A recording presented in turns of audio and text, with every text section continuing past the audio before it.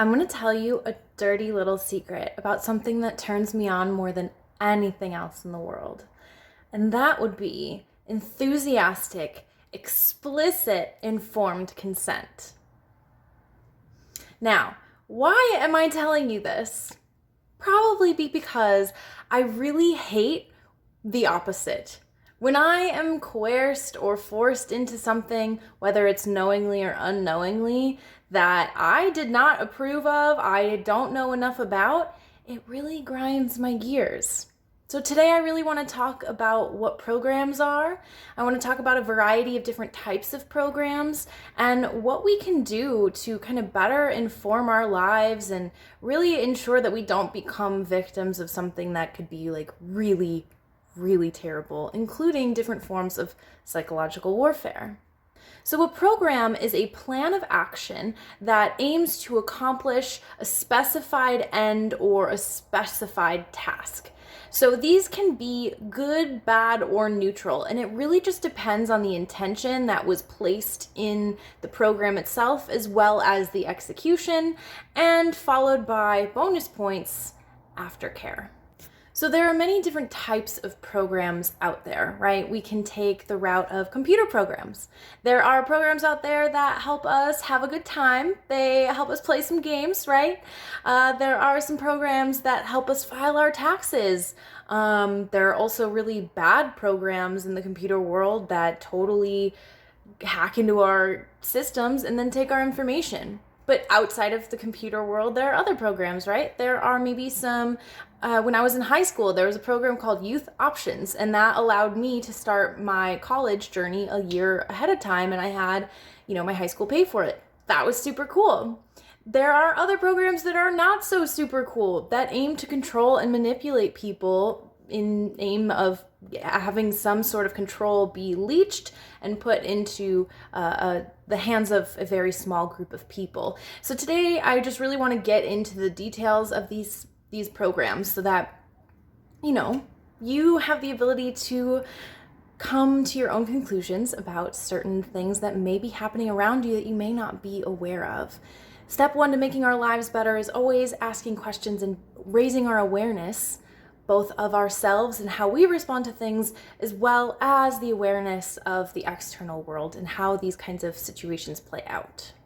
So, an example of a good program would be any program that aims to, first off, get your explicit consent to be a part of, and then secondly, it brings you to an outcome that is accurately advertised.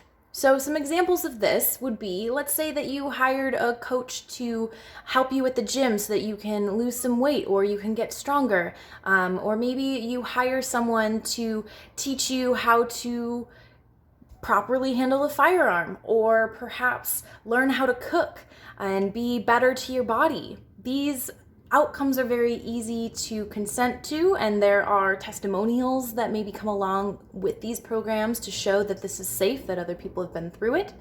And then additionally, we mentioned aftercare. So how do you maintain the desired outcome? Any sort of program that allows and thinks about all of these different aspects are really awesome because they're here to really take care of you and provide for you. So good programs are not always easy to come by, but they're easy to identify because, again, the desired outcome that is advertised is exactly what you end up with.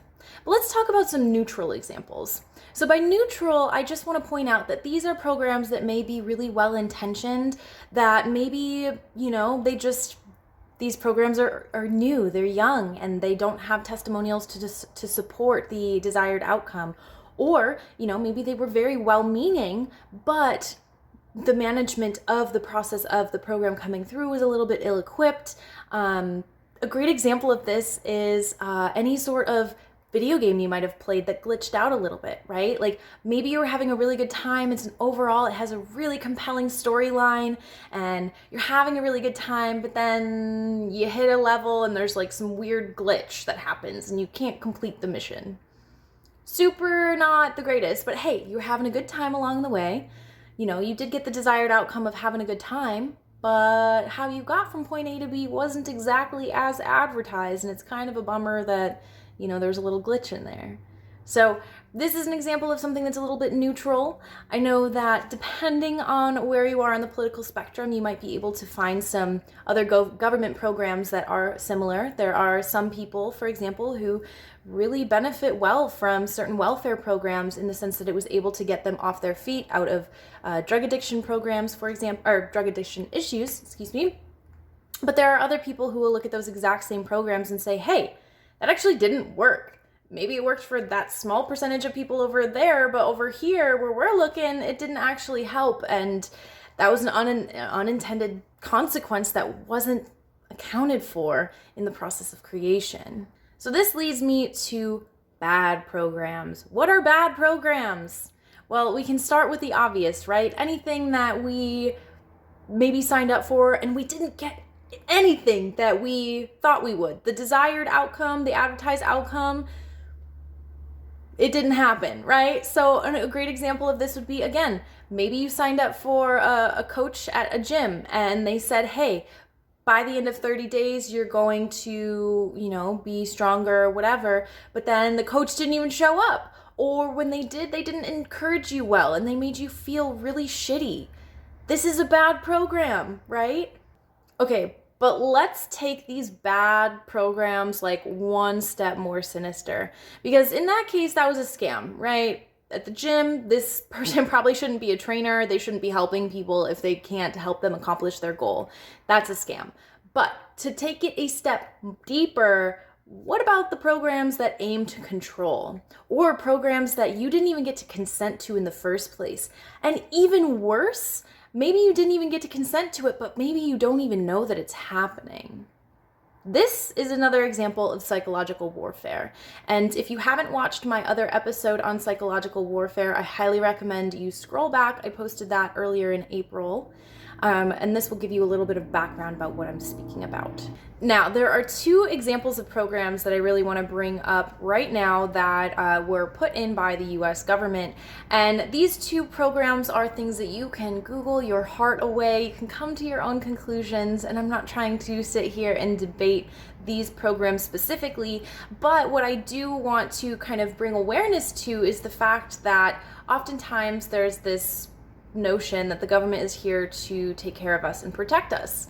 There was a project called Project Mockingbird that was implemented by JFK, and it was all about being a wiretapping operation. And this was meant to identify sources of government leaks, but as we've come to find out over time, it just meant the end of a lot of tech privacy as we know it. Now we live in 2021 where we understand that our phones are constantly taking in data. We're constantly agreeing to terms and conditions of other types of apps and programs that allow them to take a bunch of data from us. So at least nowadays we have this sort of checkbox that we click to give some sort of consent to, but that doesn't mean that Project Mockingbird is dead, right? I think it's historically and culturally relevant to bring up this example of Project Mockingbird because, back in the day, people thought that the whistleblowers of Project Mockingbird were crazy conspiracy theorists. They thought that they were just totally full of garbage mind and that there was no way that the government could possibly monitor the amount of people that exist. But nowadays, we know that that's not the case. We know that that's not a conspiracy. That's been a declassified report that you can go ahead and look up for and question for yourself.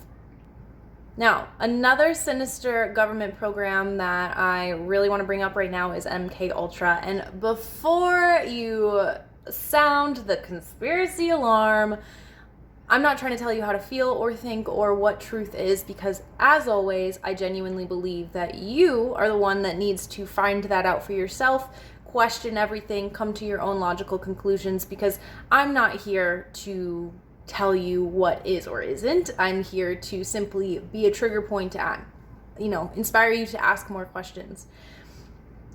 MK Ultra really does require that intense of an intro because if you are not hip to what it is, it's a CIA program that was conducted on people unknowingly and illegally. This was something that was designed to learn how to break the human psyche. So back in the day, It started out as experiments and seeing, hey, let's dose some people with LSD and see if we can get them to confess to things. How can we psychologically break people down in order to brainwash them into any sort of control? At the end of the day, MK Ultra basically is all about how to brainwash people. Now, again, that does sound pretty kooky, right? How could our government, who wants to supposedly take care of us and protect us, why would they want to do this? Is this to take care of the terrorists? Here's the thing. When military personnel sign their dotted line to become soldiers of the United States, in the contract, so to speak, it specifically is meant to, like, their job is to protect us from enemies both foreign and domestic. So how do you define a domestic terrorist? Well, it all kind of depends on the social narrative of the time, right? It all kind of depends on who happened to take power. And how do we know the people who are in power, or the person who is in power, really has the interests of the U.S. citizens in their hearts and in their mind, in the forefront of their intention? What's to say that MK Ultra ever stopped? What's to say it just hasn't moved into a different form of psychological warfare? Now, these, again, are just questions. I'm not trying to tell you what to think. I'm more than happy to send some examples of certain things that have been in the media, certain things that we may have grown up on that were part of MK Ultra experiments. There was a document that was released that even pointed to the TV show Teletubbies being a part of the MK Ultra experiment. It was just done on a large scale to see how easy it is to indoctrinate an entire generation of children into a new social narrative. And, we're still figuring out the effects of it to this day. At the end of the day, when people can come together and help each other through the execution of a really well-designed and explicitly informed and consented upon program, I think that's really worthy of celebration, and that's absolutely beautiful. To be programmed is not necessarily a bad thing. It all just depends on the intention, right? And again, the explicit informed consent. But when anyone seeks to control, best believe I will not stay silent, and I will continue to ask questions and make sure that I bring up these types of inquiries to you, because I love you and I want us to all just have some conversations.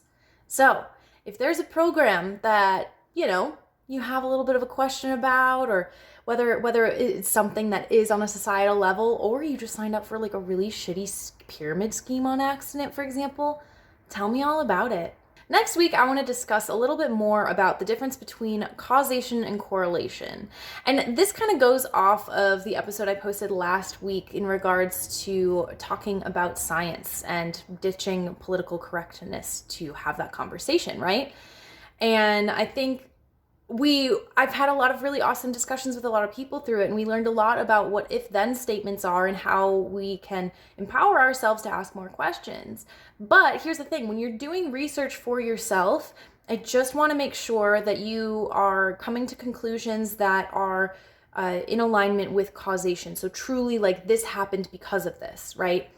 But when you're dealing with things that are correlated, that doesn't necessarily mean that that's a logical conclusion. So we're going to go over those details next week, and I'm really excited to once again add my spicy flair to it and kind of reveal what I believe are some examples of really false correlations that are being passed along as truth nowadays. So, as always, thank you so much for spending your time with me today. I appreciate you and I love you. Until next time, XOXO.